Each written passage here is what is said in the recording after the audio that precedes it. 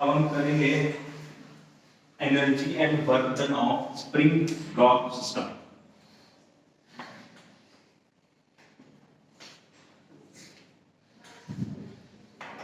तो देखो potential energy जो है वो अलग अलग सिचुएशंस में अलग अलग टाइप की होती है। जैसे अर्थ की जो पोटेंशियल एनर्जी है वो कैसे, जो कि हाइट की वजह से है ना, आप बॉडी को ऊपर लेके गए तो उसकी पोटेंशियल बढ़ गई, नीचे लेकर तो कम हो गई, है ना। जब हम स्प्रिंग की बात करते हैं तो स्प्रिंग के केस में अगर आप स्प्रिंग को खींचोगे मतलब आप उसको पोटेंशियल दे रहे हो, है ना, और अगर आप उसको रिलीज करोगे, है ना, मतलब स्प्रिंग को आपने खींचा और रिलीज कर दिया तो इसका मतलब उसकी जो पोटेंशियल अब बाहर निकल रही है in the form of kinetic energy, है ना। क्योंकि आप स्प्रिंग को पहले खींचोगे तो वो धीरे धीरे टाइट होने लगेगा, है ना, स्ट्रेच हो जाता है, अपने अंदर एनर्जी स्टोर कर लेता है पोटेंशियल एनर्जी की फॉर्म में। या फिर रबड़ रबड़ का भी देख सकते हो ना, रबड़ जो बाद में लगाने लगते हैं तो अगर आप खींचोगे तो आपने खींच कैसे रखा हुआ है तो इसका मतलब वो स्ट्रेच कर रही है, तो उसके पास पोटेंशियल एनर्जी स्टोर हो गई। जैसे आप उसको छोड़ोगे वो पोटेंशियल एनर्जी कन्वर्ट होगी काइनेटिक एनर्जी, है ना। और वो काइनेटिक एनर्जी कैसे होती है, जो भी मोशन से रिलेटेड एनर्जी होगी वो काइनेटिक एनर्जी। तो स्प्रिंग को भी अगर आप छोड़ोगे तो मोशन में कन्वर्ट होता है, यानी कि potential energy is getting converted into kinetic energy, है ना। तो हम यही देखना चाहते हैं कि स्प्रिंग को अगर हम स्ट्रेच करेंगे तो उसमें कितनी पोटेंशियल एनर्जी स्टोर होती है। Potential energy of spring. तो सपोज एक स्प्रिंग ब्लॉक सिस्टम है, ये इसकी मीन पोजीशन है। मीन पोजीशन कौन सी होती है, तो वो अनस्ट्रेच्ड लेंथ में होती है स्प्रिंग, है, तो उसका मीन पोजीशन बोलते हैं। और आपने इसको मीन पोजीशन से थोड़ा सा स्ट्रेच कर दिया एक्स डिस्टेंस, तो मैं वर्क डन कैलकुलेट करना चाहता हूं। तो work done by conservative forces is negative of change in potential, right, है ना। तो अगर मुझे सिस्टम की पोटेंशियल निकालनी है स्प्रिंग ब्लॉक सिस्टम की, तो मैं अगर वर्क डन निकाल दूं तो भी काम चल जाएगा, क्योंकि वर्क डन फॉर ये जो स्प्रिंग फोर्स है कंजर्वेटिव फोर्स होता है, याद रखिएगा, ठीक है। तो इसकी आपको चेंजिंग पोटेंशियल निकालनी है तो वर्क डन निकाल सकते।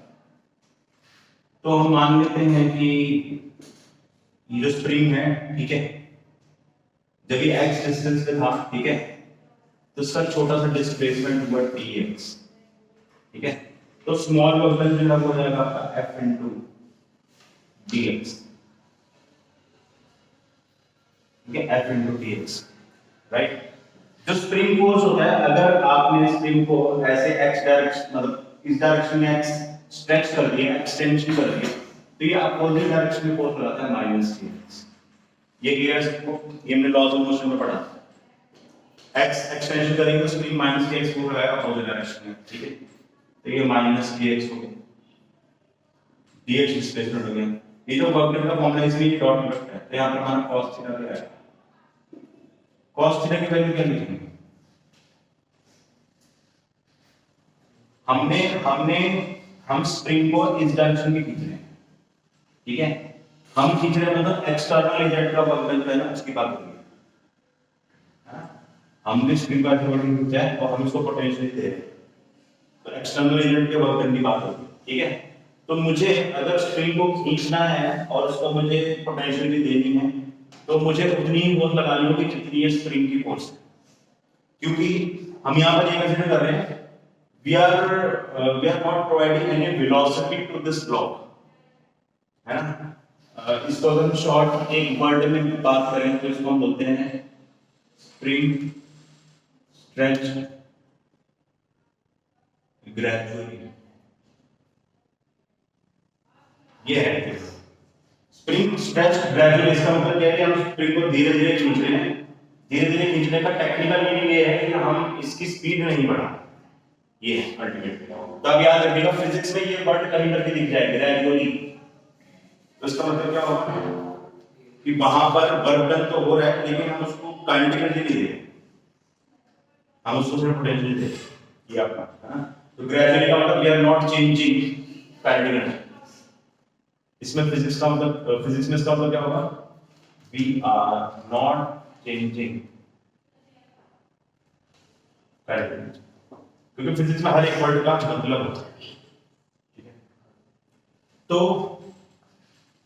एक्सटर्नल एजेंट यानी कि हमारे द्वारा वर्क डन जो है ना उसकी बात हो रही है, यानी कि हम इधर को फोर्स लगा रहे हैं तो फोर्स इधर लग रहा है, डिस्प्लेसमेंट किधर में हो गया तो दोनों इसका एंगल कितना हुआ 0 डिग्री, ठीक है। और यहाँ पर जब ये F मतलब फोर्स इनटू डिस्प्लेसमेंट को कांस्टेंट लिखते हैं तो यहाँ पर मॉड आता है, अगर आपको याद हो F और डिस्प्लेसमेंट का मॉड आएगा, ठीक है। जो साइन है ना वर्क डन का वो cos थीटा से डिसाइड होता है, तो फोर्स और डिस्टेंस दोनों इसी डायरेक्शन में है तो ये जाएगा आपका kx dx। ये हमारा स्मॉल वर्क डन है फॉर दिस स्मॉल डिस्प्लेसमेंट, लेकिन मुझे तो पूरा वर्क डन चाहिए। पूरा वर्क डन मतलब जब मैंने इसको 0 से लेकर x डिस्टेंस तक खींच दिया तो ये हो गया हमारा 0 से लेकर x, तो k कांस्टेंट है, अंदर बचा x dx, इंटीग्रेशन 0 से x, इंटीग्रेशन क्या हो जाएगा x²/2 लिमिट्स 0 से x, हमारा आंसर आ गया kx²। This is work done by external agent, और यही वर्क डन जो है पोटेंशियल एनर्जी ऑफ स्प्रिंग भी होगा। तो स्प्रिंग के लिए पोटेंशियल एनर्जी होगी कितनी आ गई हाफ kx। अब आपसे अगर कोई पूछे कि जो स्प्रिंग फोर्स है मतलब स्प्रिंग ने अपने ऊपर कितना वर्क किया, स्प्रिंग खुद पे भी फोर्स लगा रहा है -kx अपोजिट डायरेक्शन, तो वर्क डन बाय स्प्रिंग क्या है याद रखिएगा, work done by spring is always negative of work done by external agent. External agent में वर्क डन है हमारा हाफ kx तो उसका नेगेटिव होगा। तो स्प्रिंग फोर्स का अगर आपसे कोई वर्क डन पूछ रहा है तो -हाफ kx² होगा। ये मैं सारी आपको चीजें इसलिए बता रहा हूं क्योंकि जब क्वेश्चंस आते हैं ना उसमें कभी वो work done by spring force पूछ लेता है, कभी वो work done by external agent पूछ लेगा, या फिर वो वर्क डन बाय यू कि भाई हमने इसको ऐसा पूछ दिया बताओ what is the work done by you, तो यू का मतलब है एक्सटर्नल एजेंट। कई बार पूछ लेते हैं potential energy of the spring कितनी स्टोर हुई है वो बताओ, तो आपको ये तीनों चीजें पता होनी चाहिए, ठीक है ना, नोट डाउन करिए इसको। अब इस पे वैसे क्वेश्चन करते हैं, ये क्वेश्चन आईआईटी मेंस में आया है और शायद एडवांस में भी आ चुका है। जैसे क्या होगा उन्होंने ऐसे ट्रे टाइप की रखी इसके स्प्रिंग लगा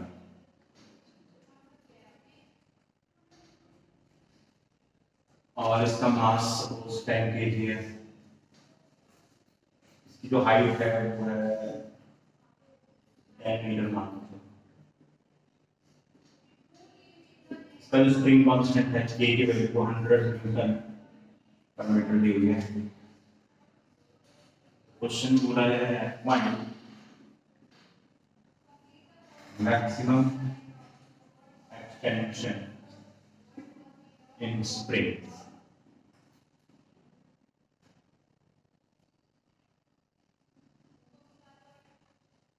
याद रखें मैक्सिमम एक्सटेंशन जब भी पूछा जाएगा तो इधर में लिखने कॉलम से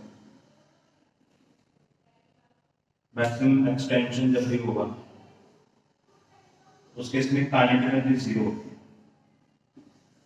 जब मैक्सिमम एक्सटेंशन होगा, ठीक है। तो इसको आप ऐसे लिख लीजिए, जब ये ब्लॉक इसके ऊपर गिरेगा प्लेट के ऊपर तो उस पे दबाएगा, जब ये मैक्सिमम दबा देगा तो रुकेगा, फिर उसका वापस चलाना है।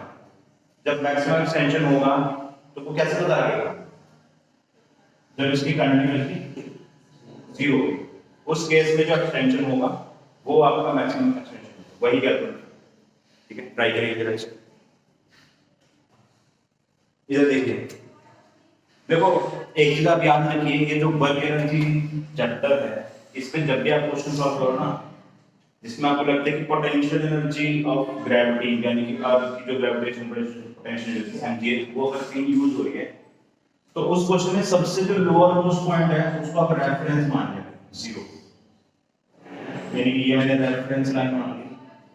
रेफरेंस का मतलब है 0 पोटेंशियल एनर्जी वाला लाइन। ये मैंने वो पॉइंट माना है कि अगर ये एक्सटेंशन x हो रहा है ना, ये मैक्सिमम एक्सटेंशन है,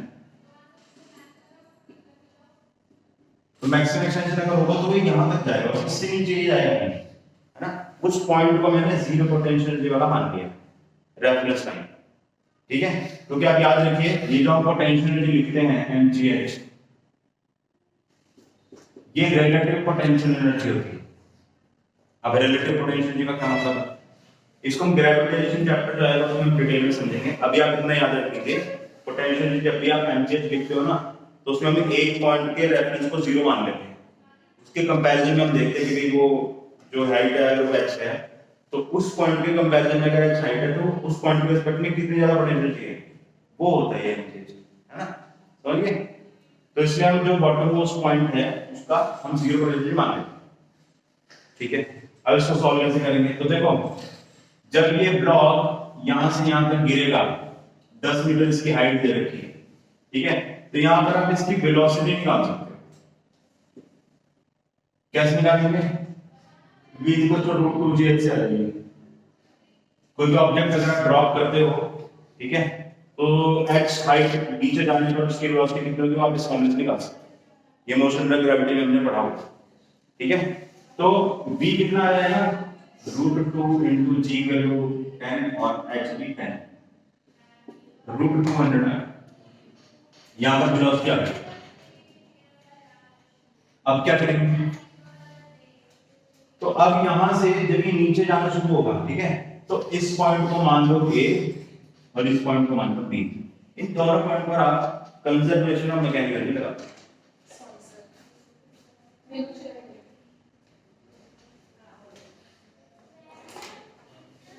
बैठाना ना बिठा नहीं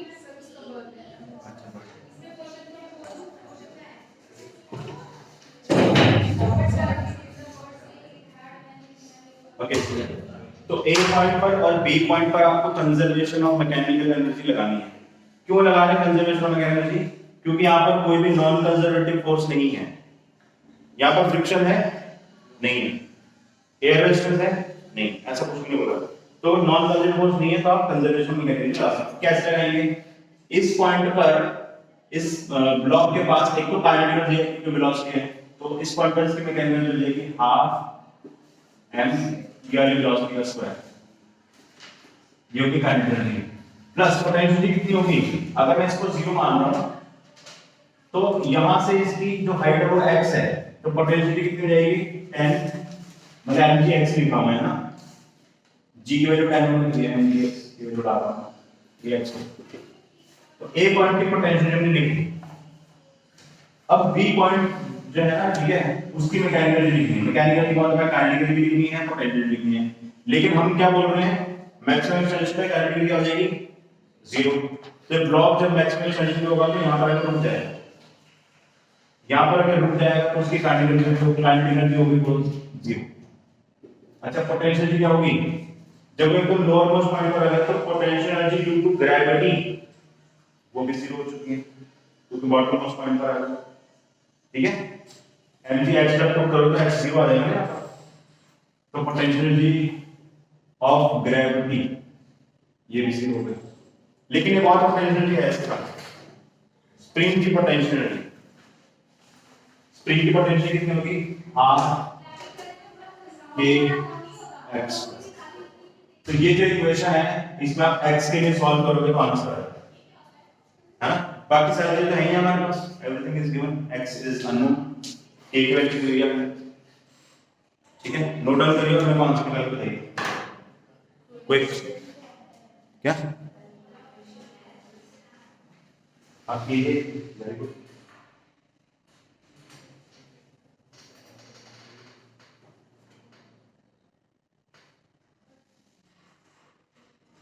mgn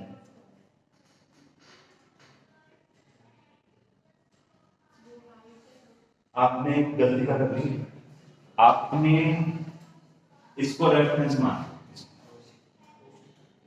जबकि मैं नीचे वाले वहां, इसलिए वो गलत है, क्योंकि वो एक्सटेंड मतलब कंप्रेशन नीचे की जाएगा।